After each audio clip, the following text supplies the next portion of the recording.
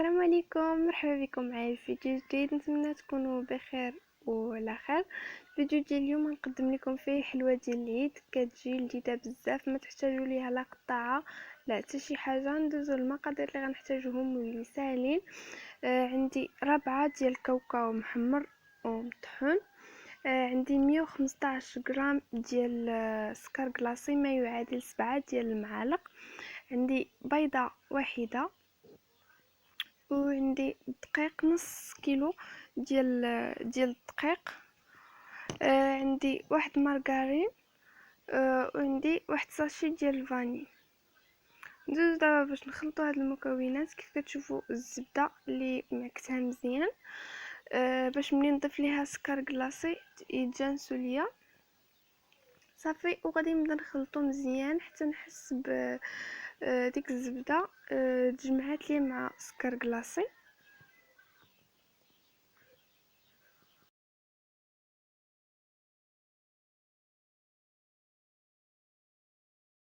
وكيف كتشوفوا معايا من بعد ما تجمعوا ليا المكونات الاولين غادي نضيف لهم واحد البيضه، وغادي نضيف لهم واحد ساشي ديال الفاني، وغادي نخلطهم مزيان حتى يتجانسوا ليا عاوتاني المكونات. كيف تشوفوا الفيديو راه واضح وما كاين شي حاجه اللي تحتاج الشرح.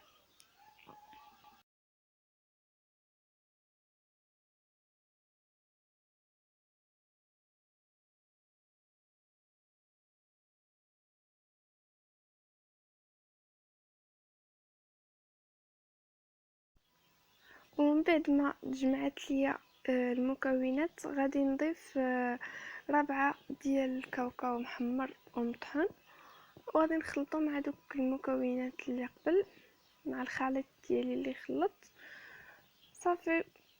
وغادي نجمعو مزيان باش نضيف له الدقيق. هاد الحلوه هادي كتجي لذيذه بزاف، يحماقوا عليها الصغار والكبار. كيف كتشوفوا انايا دابا ضفت الدقيق. تبقى تضيفوه تدريجيا غير شويه بشويه حتى تشوفوا العجين ديالكم تجمع.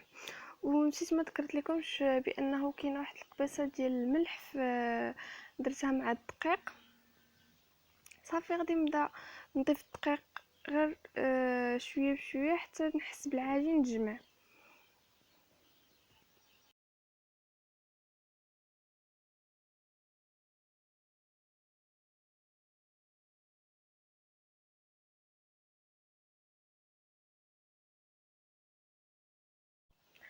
وكيف كتشوفوا هذا هو العجين ديالي من بعد ما عجنته وجمعته بهذا الشكل هذا.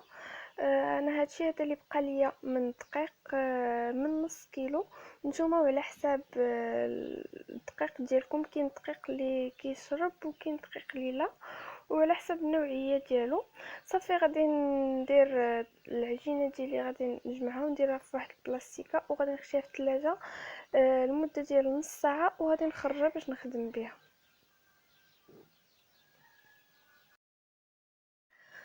وكيف كتشوفوا هذه هي العجينه ديالي اللي خليتها تحت في الثلاجه واحد نص ساعه، بعد جبتها وطلقتها في واحد البلاستيكه. والمفاجاه اللي هي القطعه اللي غادي نقطع بها غادي تفاجئوا، ولكن الصراحه الخدمه ديالها كتجي في الخدمه ديالها مزيانه وسهله. القطعه اللي نقطع بها هي مسطره. كيف تشوفوا معايا تجيكم غريبه، ولكن هي الخدمه ديالها كتجي فيها سهله بزاف. كيف غادي تشوفوا معايا، اولا بعدا غادي نقطع الجوانب لهاد العجين هذا باش نردو على شكل مستطيل، باش يجيني سهل في الخدمه. حاولوا العجين ديالكم ملي تلقوه رقيق شويه، ما تغلطوش حيتاش ما غاديش يتنفخ لكم. صافي خليوه غير رقيق شويه. صافي غادي نقطع الجوانب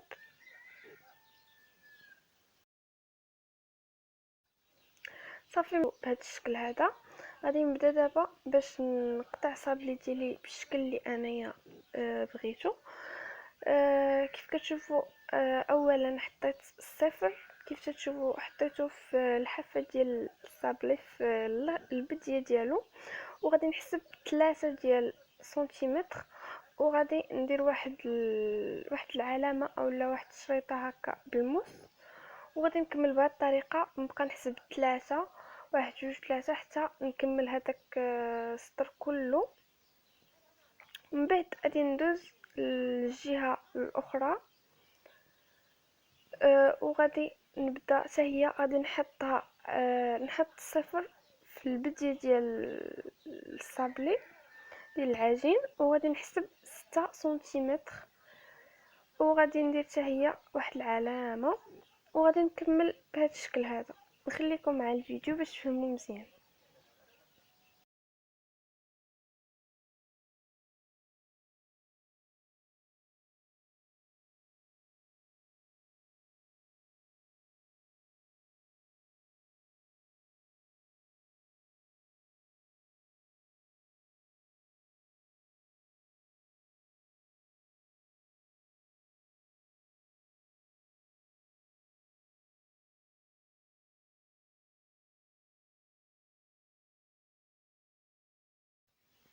صافي كيف تشوفوا من بعد ما ساليت هذوك العلامات، صافي غادي نبدا دابا نقطعو.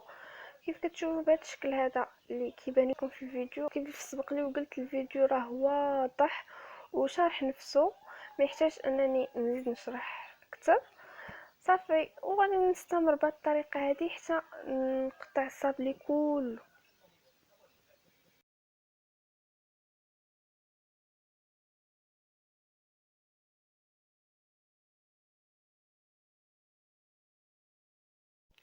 ايوا كيف تشوفوا من بعد ما قطعت الصابلي ديالي، شديتو غير قلبتو في اللاطه، شديت بلاستيكه وقلبتها في اللاطه اللي غادي نخشيها في الفرن، اللي كنت شعلته من قبل او درتو على درجه حراره 180، وخشيتو باش يطيب.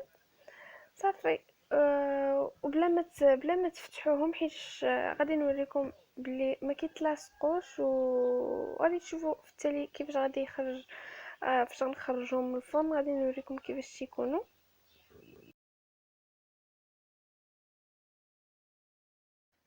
وكيف كتشوفوا من بعد ما طيبتهم وخرجتهم من الفرن كيجيو بهذا الشكل هذا. شوفوهم راهم ملاصقين ولكن دغيا كيتفكوا لكم، حيت ما فيهمش الخميره، يعني ما تخافوش.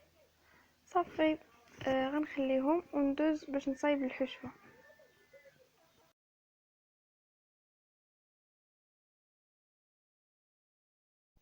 اول حاجه غنبدا بها هي الصوص كراميل. غادي ندير كاس ديال سنيده وغادي نخليه فوق نار اللي تكون مهيله، وما تحركوش كاع، ما تخلطوش. صافي خليوه غير هكا، غير خذوا داك الكاس ديال سنيده وخليوه غادي يتكراميليزا بوحدو، كيف غادي تشوفوا معايا في الفيديو.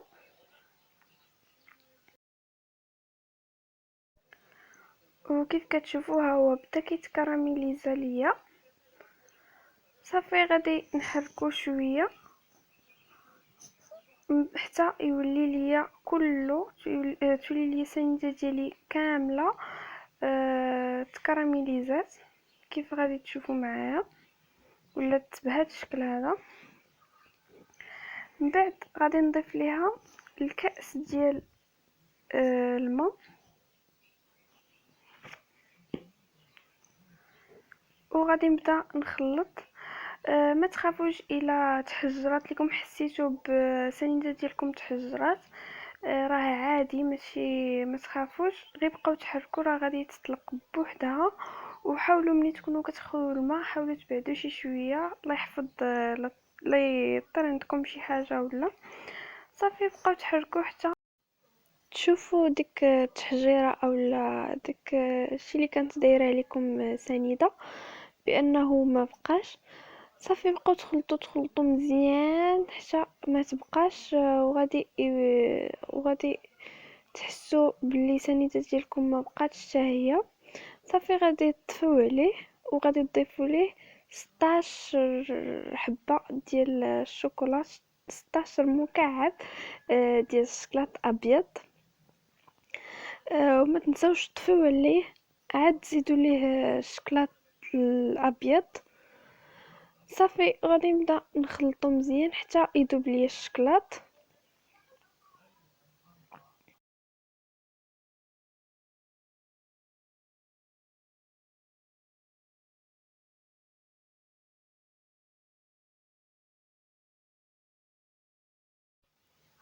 وكيف كتشوفوا معايا ها هو الصوص كراميل ديالي ولا واجد.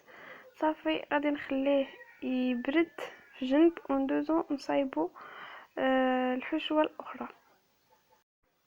الحشوه غادي نحتاج ليها 350 غرام ديال الكاوكاو اللي محمر ومطحون، والكراميل اللي كنت صايبته هو باش غادي نجمع هاد الكاوكاو هذا كيف كتشوفوا من بعد ما برد.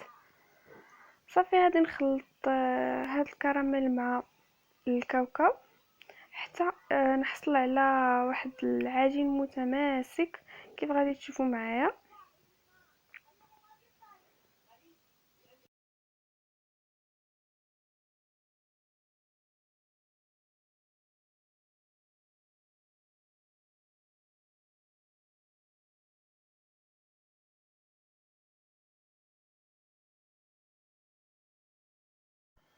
وكيف كتشوفوا هذا هو الحشوه ديالي اللي صايبت. غادي درتها في واحد البلاستيكه وغادي نطلقها بالمدلك على شكل مستطيل بحال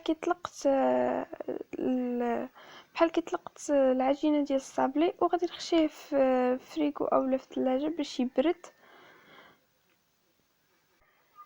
من بعد ما ساليت القطع ديالهم غادي نشد واحد القطعه من قطع ديال الصابلي وغادي نبدا ندير فيها هاد القطع، هاد الحشوه ديال الكاوكاو، وغادي نبدا ندير طبقه فوق طبقه والحشوه ديال الكاوكاو غنديرها في الوسط.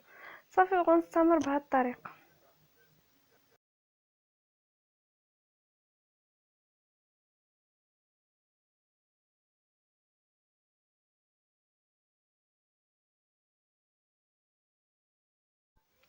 واول حاجه غادي نبدا بها هي الكراميل اللي كان بقى ليا منه شويه.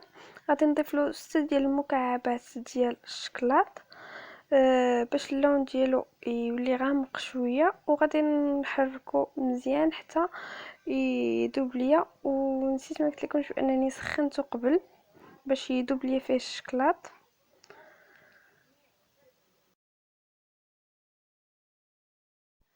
والتزيين غادي نحتاج شكلاط اسود اللي ذوبته.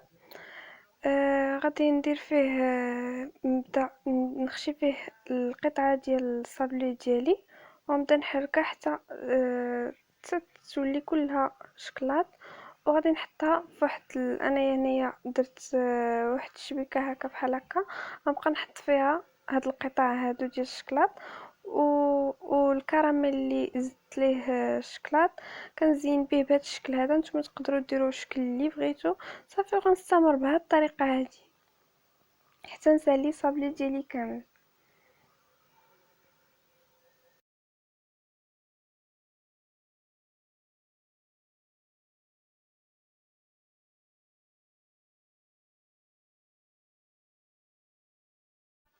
كيف كتشوفوا هذا هو الشكل ديالهم. خشيتهم في الثلاجه باش يبردوا ويشدوا راسهم مزيان. كيجي المذاق ديالهم رائع بزاف بزاف، غادي يعجبكم.